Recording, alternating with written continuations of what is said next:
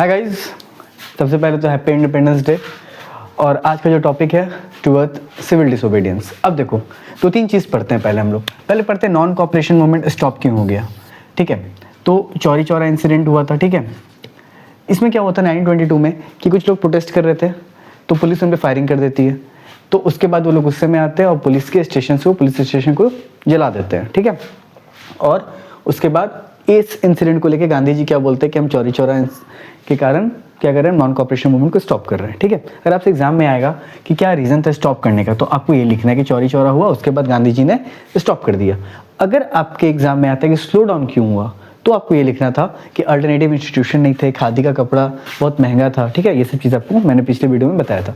अब एक टॉपिक है टुवर्ड सिविल डिसोबीडियंस मूवमेंट। अब ये क्या होता है भाई, देखो सबसे पहले चीज समझते हैं नॉन कॉपरेशन मूवमेंट और सिविल डिसोबीडियंस मूवमेंट में अंतर क्या है। नॉन कॉपरेशन में कहा गया था कि नॉट टू कॉपरेट, आपको कॉपरेट नहीं करना है। ठीक है, और इसमें क्या कहा गया था, कॉपरेट नहीं करना है। ठीक है, साथ में ब्रेक द लॉ, आपको कानून को भी तोड़ना है। मेजर डिफरेंस यही था कि आपको कॉपरेट नहीं करना था, कॉपरेट नहीं करना इसमें भी है, और ब्रेक द लॉ। अब मान के चलो कॉपरेट कर रहे हो, लॉ तोड़ रहे हो, तो नहीं होगा ना, दोनों चीज एक साथ वो करना होगा। Not to cooperate and break the law. मेरा राइटिंग थोड़ा अच्छा है, समझ जाना।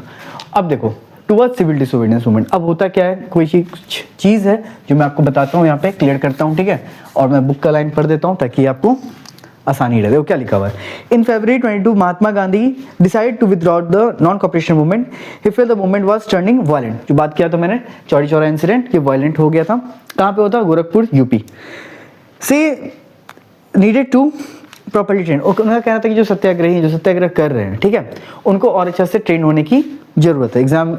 कमेंट में लिखना कि what do you understand by satyagraha. ठीक है, उसके बाद क्या था, within the Congress some leaders were not tired of mass struggle. Congress के अंदर ही कुछ जो लीडर्स थे मास स्ट्रगल में, बड़े पैमाने पे जो स्ट्रगल करने के लिए, वो कहीं ना कहीं थक चुके थे। बोले कि यार अब हो गया बहुत। ठीक है, अब वो क्या चाहते थे कि हम पॉलिटिक्स में जाए, काउंसिल इलेक्शंस में जाए। अब देखो होता क्या, देखो काउंसिल इलेक्शंस में जाके वो क्या चाहते हैं कि कहीं ना कहीं हम लॉ बनाए। अब देखो यहाँ पे क्या कॉन्सेप्ट समझो।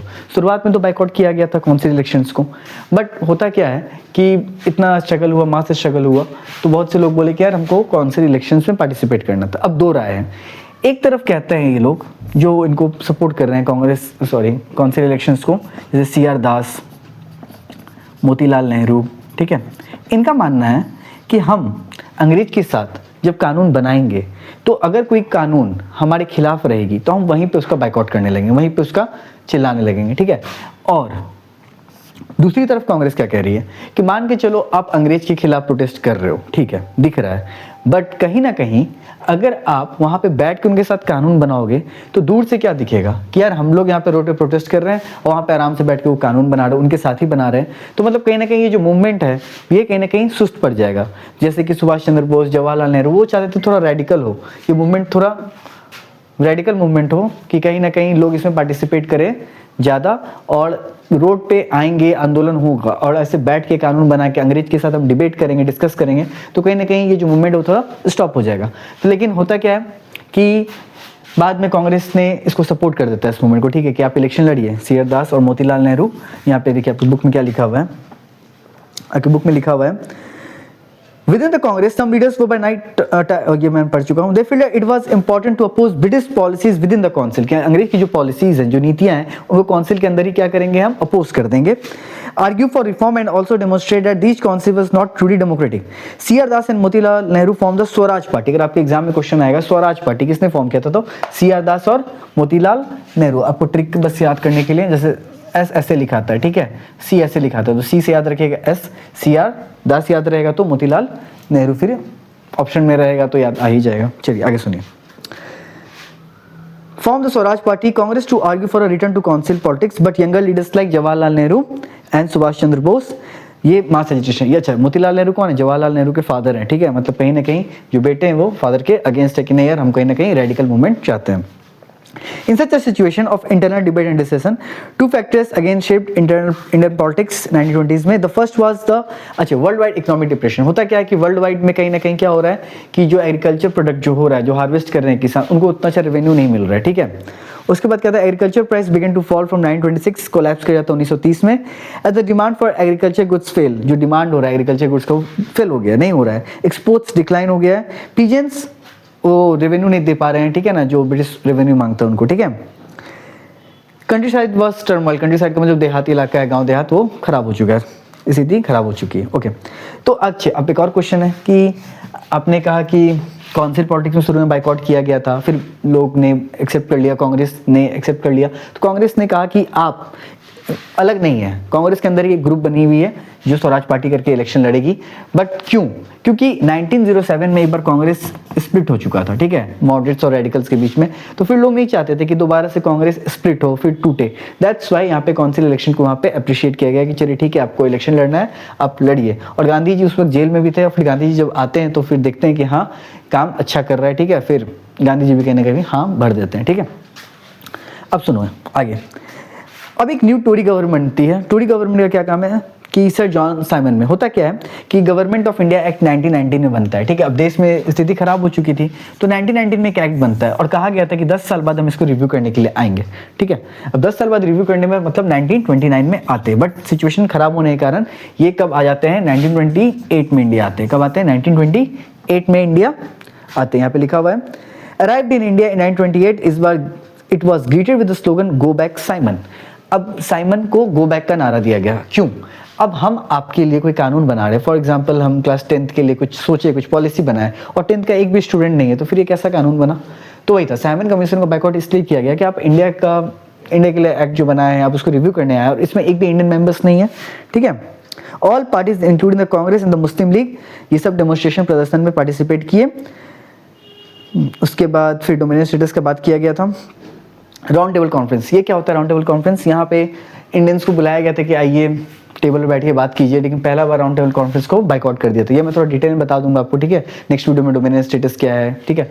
अब राउंड टेबल कॉन्फ्रेंस क्या, बस इतना याद रखें कि पहला बार जो हुआ था राउंड टेबल कॉन्फ्रेंस, ये थोड़ा सा अच्छे से मैं बताऊंगा शॉर्ट मार्च में, ठीक है, क्या होता है, बस यहाँ पे जान लीजिए कि राउंड टेबल कॉन्फ्रेंस में क्या होता है कि पहला बार जब राउंड टेबल कॉन्फ्रेंस बुलाया गया था तो कांग्रेस से किसी ने पार्टिसिपेट नहीं किया था, दूसरा बार में सिर्फ गांधी जी ने पार्टिसिपेट किया था, और तीसरा बार फिर किसी ने पार्टिसिपेट नहीं किया था। ये था क्या कि एक राउंड टेबल रहता है, वहाँ पे बैठ के बात किया जाता है, तो बात करने से बहुत सी चीज़ें सॉल्व हो जाती हैं, ठीक है, इग्नोर करने से नहीं। आगे सुनिए, वहाँ पे क्या बोला गया, round table conference to discuss a future constitution, but ये कांग्रेस को सेटिस्फाई नहीं कर पाता है, ठीक है। Jawaharlal Nehru, Subhash Chandra Bose, the liberals and moderates were proposing a constitutional system within the framework British dominion, और धीरे धीरे इन्फ्लुएंस कम हो जाता है, किसका इन्फ्लुएंस कम हो जाता है, जो लिबरल्स थे, जो मॉडरेट्स थे। अब यहाँ पे एक चीज़ मैं बता रहा हूँ, और आज का जो डेट है 15 अगस्त, अब सुनिए होता क्या, देखिए 31 दिसंबर 1929 लाहौर के सेशन में जवाहरलाल नेहरू कहते हैं क्या कि आने वाले 26 जनवरी 1930 को हम पूर्ण स्वराज कंप्लीट इंडिपेंडेंस ले लेंगे, लेकिन होता क्या है कि नहीं ले पाते हैं, ठीक है। पूर्ण स्वराज कंप्लीट इंडिपेंडेंस ले लेंगे, तो आपको ये सारा डेट याद रखना है, रिवर रावी के किनारे, ठीक है, रिवर रावी के किनारे 31 दिसंबर 1929 को जवाहरलाल नेहरू लाहौर में कहते हैं कि आने वाली 26 जनवरी 1930 को हम पूर्ण Swaraj that is complete independence लेंगे, बट रोड मैप उतना अच्छा तैयार नहीं था, ठीक है, बट हम ले नहीं पाते हैं, ठीक है।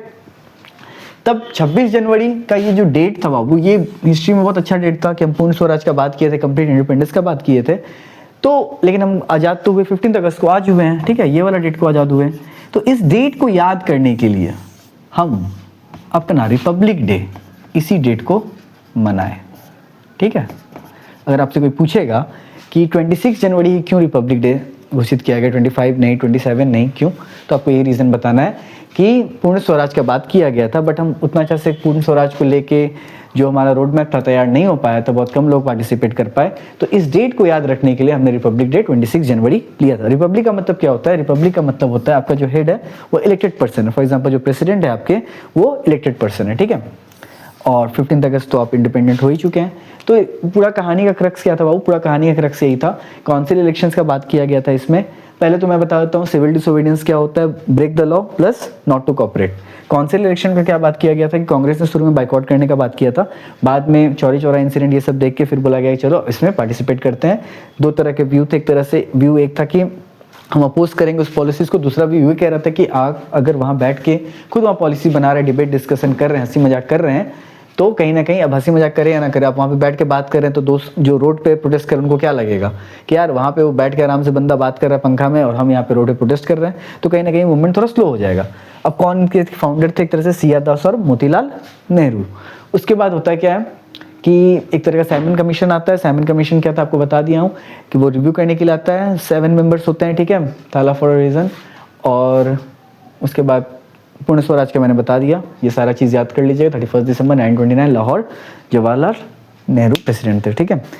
अब आगे हम लोग पढ़ेंगे, एक सेकंड मैं बस देखना चाहता हूँ कि इसमें मेंबर लिखा है आपकी बुक में।